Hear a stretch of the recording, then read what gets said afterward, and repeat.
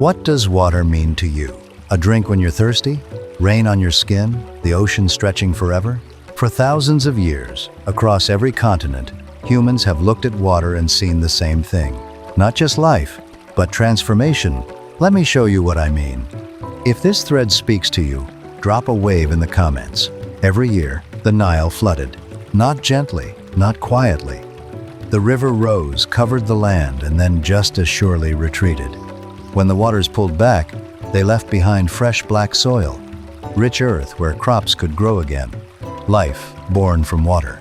The Egyptians watched this happen year after year, and they saw something deeper. They saw death and rebirth.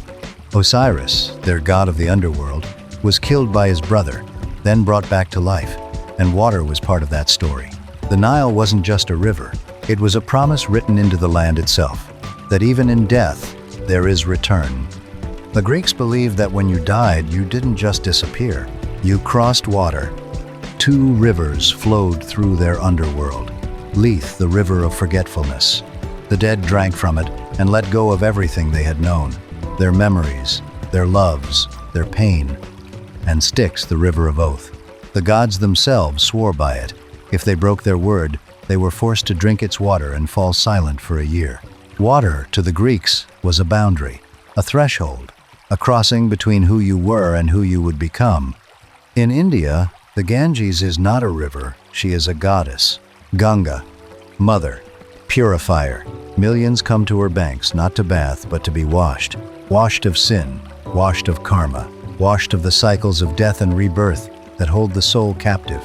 They believe that one drop of the Ganges can free a soul, that even the dying, if they touch her waters, can find release. Water here doesn't just touch the body, it touches the eternal. In Yoruba spirituality, water is not silent. Osun is the river goddess life itself. Her waters bring fertility to the barren, healing to the sick, connection to the ancestors who came before. Before ceremonies, there is Omi, water used for cleansing, water used for opening doors between worlds. The Yoruba do not just use water, they listen to it.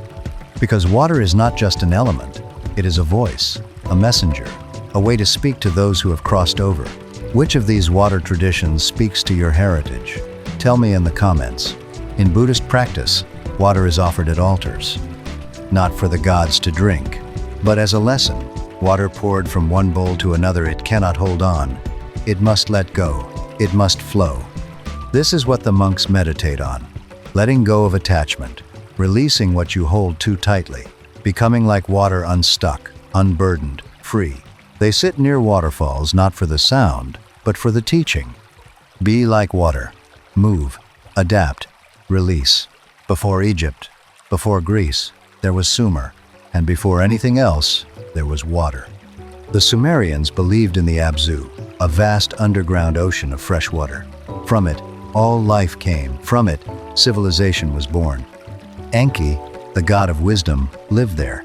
He was called Lord of the Waters, and without him, without the Abzu, there was nothing. The Sumerians understood something simple and profound. Water wasn't just in the beginning, it was the beginning. In Jewish tradition, there is the mikveh, a ritual bath, not for cleaning the body but for renewing the soul. Converts immerse to mark their new life. Brides before marriage. The faithful after grief or illness. Each time they go under. Each time they come up different. The water doesn't wash you, it remakes you. Coming out of the mikveh, you are not the same person who went in. The water has done what water has always done. It has transformed you. Before prayer, there is wudu.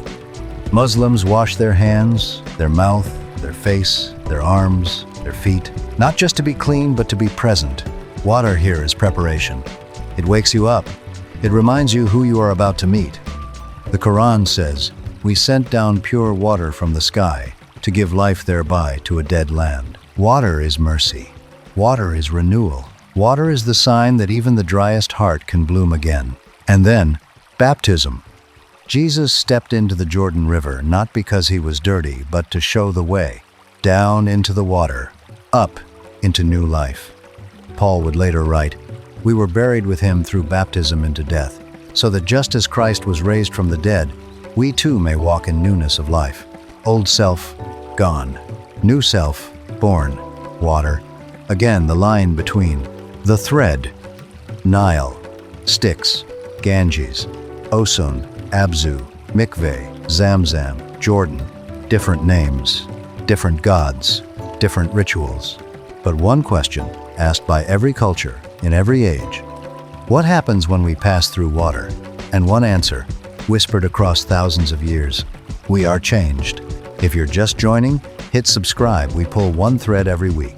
So now I ask you, what waters have changed you? A river you crossed? A rain that washed something away? A moment you went under and came up different? Drop it in the comments. I'll be reading. And if this thread moved, you share it with someone who needs to remember that water doesn't just quench thirst. It transforms. Follow the thread.